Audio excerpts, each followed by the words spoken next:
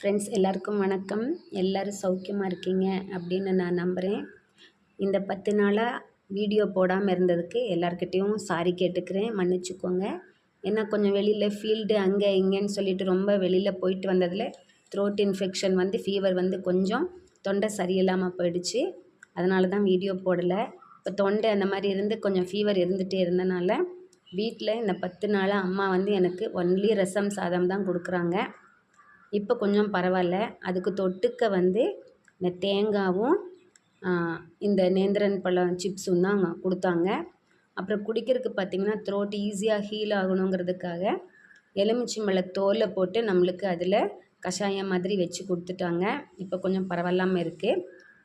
ரசமில் வந்து விதவிதமாக செஞ்சு கொடுத்தாங்க. சாதாரண ரசம், தக்காளி ரசம், தூதுவளை ரசம், செலவு ரசம், இந்த மாதிரி பல விதத்துலேயும் செஞ்சு கொடுத்தாங்க. இப்போ தொண்டை வந்து நல்லா எனக்கு ஓரளவுக்கு ஹீல் ஆகிருக்கு. அதனால தான் இன்றைக்கி நான் இதை உங்களுக்கு போட்டுட்ருக்கேன். எனக்கு ஃபீட்பேக் கொடுங்க. See you.